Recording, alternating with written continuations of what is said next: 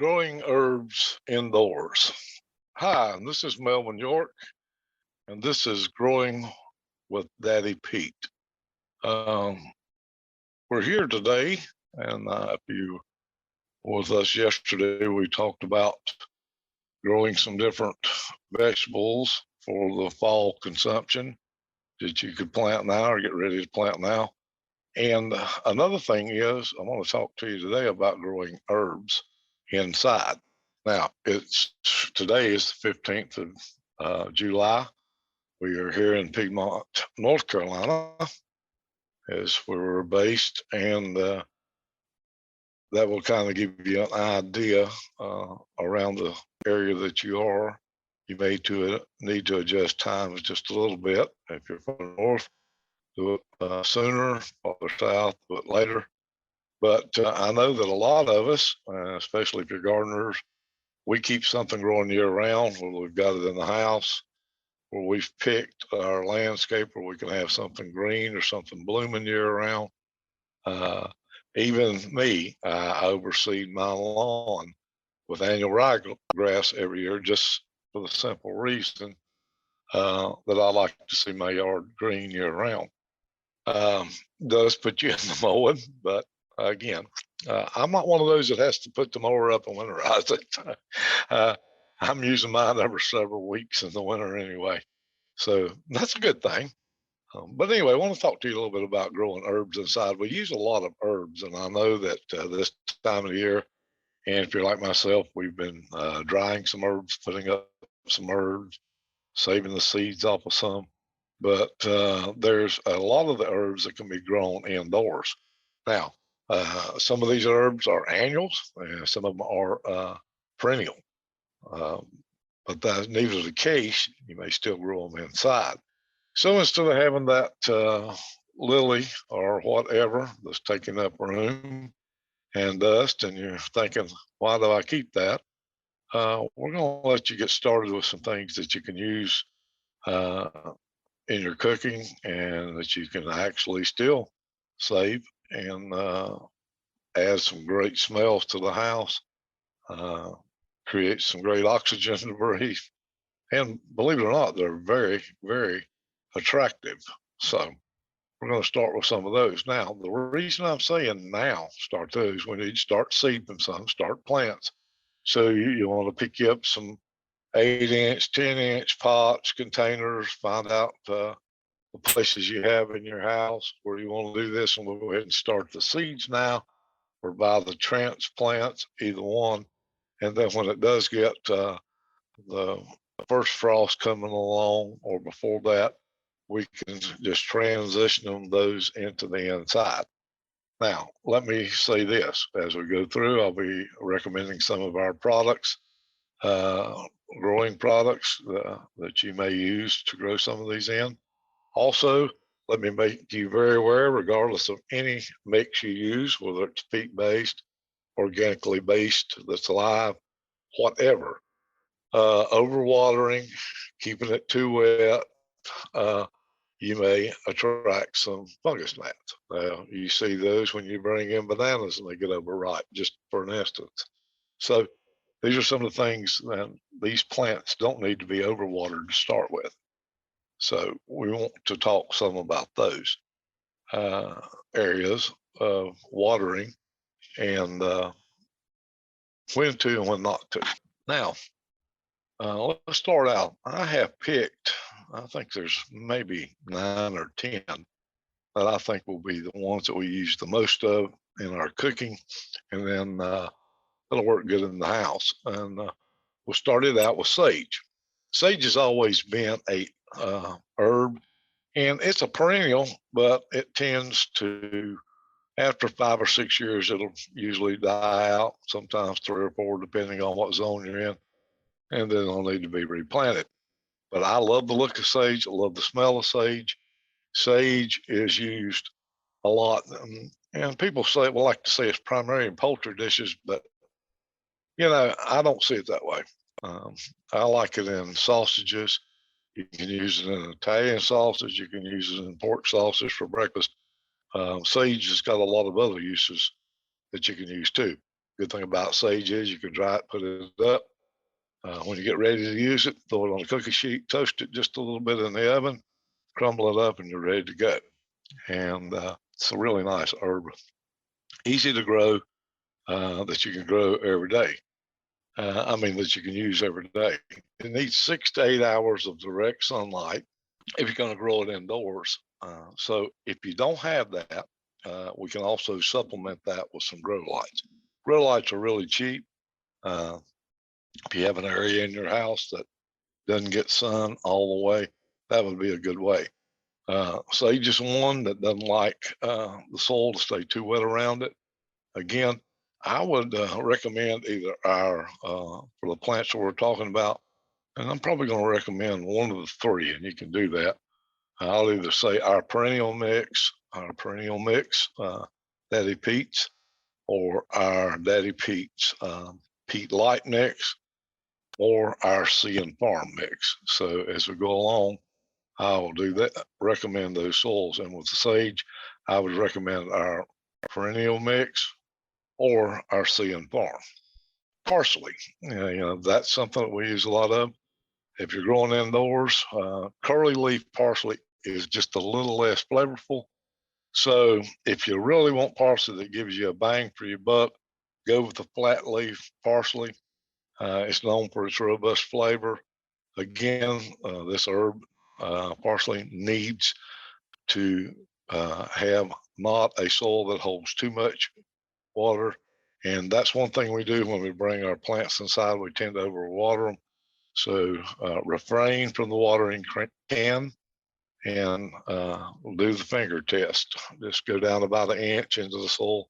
If it's still damp, we'll just leave it alone. We don't want our plants to dry out now, but we don't want to drown them either. Oregano, that's another one that's used a whole lot in cooking. Oregano is a perennial plant. It usually comes back every spring. It likes a drained soil also.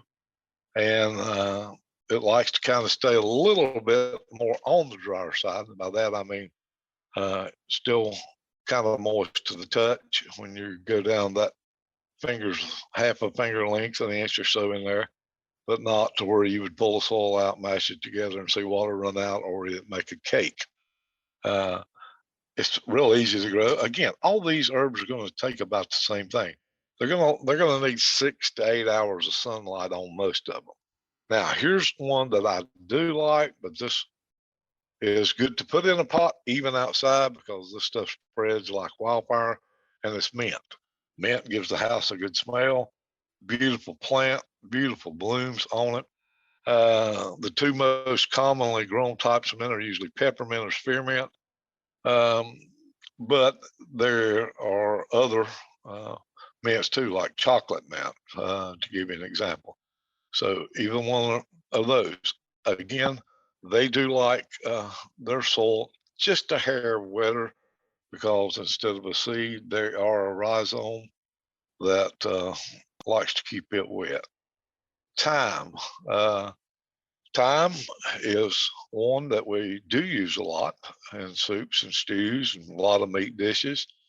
Thyme does like its soil, again, a little bit on the drier side, a good drainage on that. You need to prune back the woody stems regular. Snip the plants you want to encourage new growth because it's kind of a brushy, woody-like plant. Again, 6 to 8 hours of sun on that. Dill, now dill's something that a lot of times when we think about using dill when we're doing pickles or other things, but if you do, and dill's something that you would use different. Dill's kind of a little bit of a different character here now. Most of the time, the other herbs we talked about, you can leave those on the 72, 70 degrees into your house, whatever. Dill likes it when you first plant. They like for it to be above 60 degrees if you're going to seed it, and it really doesn't like temperatures much over 75. It can grow out in the sun more, but to do the ultimate performance, you want to keep it in around 75, which is perfect for winter times because most of our homes, we're usually 75 or less. Make sure that you find a cooler spot in the house for your dill. It does need the sunlight, but again, If you have a place that it can get sunlight and you have a cooler spot like the one that's um, one end of the house or the other that is off just a little bit from the interior of the house where it's hotter, go ahead and put your deal in that place. There are some varieties of the lower growing deal, the dwarf varieties, and it doesn't get as tall, and that may be what you'll look for. But now is the time to start planting or getting these ready. That way you'll have them coming up. They're going to be hardy. They're going to have a good root base, and then they'll be ready to make their transition inside. Now, here's one thing that I want to talk about too before we finish up. I'm going to give you some more, but we want to do that transition when it's about 65, 68 outside at night or whatever, then we can move that into the house where our temperature's just going to be the same.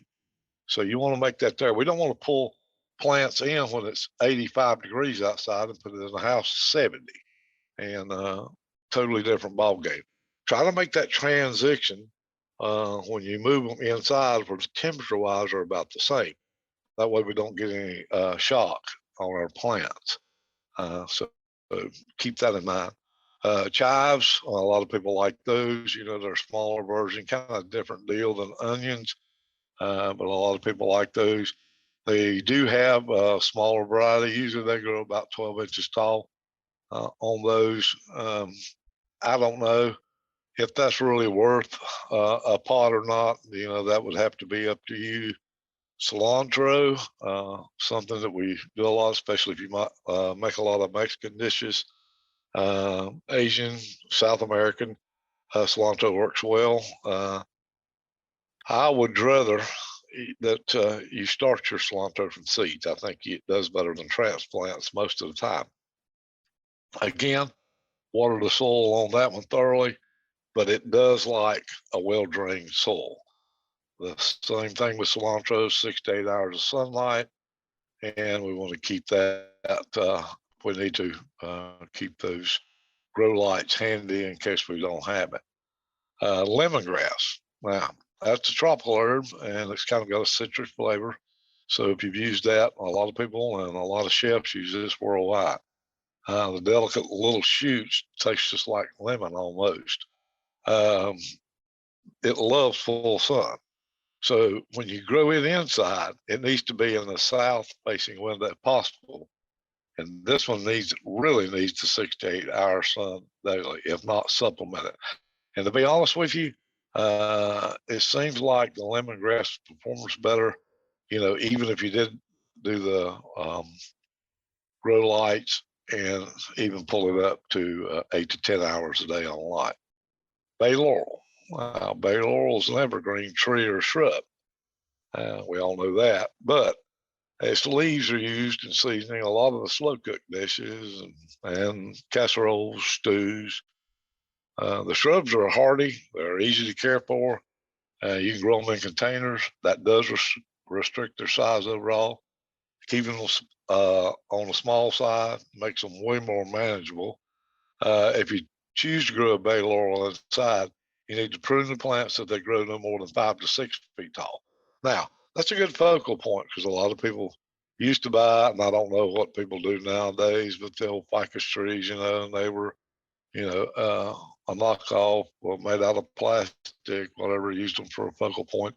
But here's something that you could use in place of that and actually get some good from it. Again, this is a 6 to 8 hour direct sunlight plant. Mist it periodically to keep the humidity high. I know with our heat pumps and stuff, a lot of times in the wintertime that we're taking all the humidity out of the air. So if you think about walk by, keep it mist. That also keeps the leaves tender on it, and it's a good idea. Basil. Now, basil, that is probably the go-to in Italian cooking. Basil, but I love the taste of basil, just about anything. Put it with tomatoes, make a dish up, add a few more things, and I'm ready to go. The leaves, if you have extras, they preserve exceptionally well in oil or by freezing. Basil plants grow well outside, but if you want to bring those in, As the temperatures drop, so does the life of the plant starts growing. Basil is an annual, so as the temperature drop, you want to start bringing those inside. Now, the thing about basil is you don't want that to halt, so you use it year round. There's a way to preserve the extra leaves, and just about all of these leaves, either ones can be put in the freezer. They can be frozen. They can be used in something that you can't, or they can be dried. Not all, but most. And that's kind of an easy one to see on most of that. Um, so that's just, let's give you one more. Let's go to this. Tarragon. It's used in vegetables and egg dishes, fish. A lot of the white sauces you flavor with tarragon. Uh, Keep in mind that a French tarragon is more flavorful than the Russian variety. But the French kind can only be propagated through the clones. So that makes a world of difference when you're going doing this. So you're going to either look for some transplants. Also, another good thing to do with all these plants is, especially the one like sage, you can go ahead before next spring, start them a couple months ahead. You can go ahead and clips some of those, root them, start using some outside plant. Same thing with tarragon. We could do that. Basil, you can save the seeds off of, be ready to go again. Bay laurel's a shrub. You can take it on outside if you would like. The same thing with cilantro, seed base on those, and on and on. Dill would be another one that you could take the seeds off of. So not only are you planning now for your fall, Thanksgiving, Christmas dinners and all, but on some of these, you can grab the seeds for next spring, or you can propagate another plant off and have for next year also. So I hope that's helped you. Remember, in planting these, I would recommend our Daddy Pete's Pete Light Mix, our Daddy Pete's Perennial Mix, or our Daddy Pete's Sea and Farm. Either one of those three mixes will work well in these. Again, keep an eye on your moisture. Don't let them get too wet, but most definitely don't let them dry plumb out. So if hopefully that's something that you'll take on this year and try that. Enjoy some fresh herbs all the way through the winter and have everything ready to go for next spring. If you have a question or you've got a topic for one of these podcasts, if you go to our webpage, daddypete's.com, there's a place there that you could write a suggestion, question, or for us. We'd love to hear from you. Also, if you want to listen to some of the older podcasts, there is an archive there that you can do that. Just click on whichever episode that you'd like to hear, and it's right there, just at your fingertips. While you're on our website, if you'd like to join up for our email once a month, we send out an email for the coming month of what's going on, some ideas on what to plant, how to trim, prune, take care of things. We've got that, and we are adding to that every time. So we'll be changing around some of that stuff and adding some more to it for you. Also, click on our products. Look at that. That way you can actually look up the products we talked about today, which is the Peat Light, the Perennial Mix, and our Sea and Farm Mix. I think that you'll find that. You can look at the ingredients. And also we have a store located on there so you can find out where to purchase it. We do thank you for listening. Hope it's been a help to you. And our goal is to spark a little bit of that gardening in you and for you to be successful. This is Melvin York, and until next time, this is Gardening with Daddy Pete.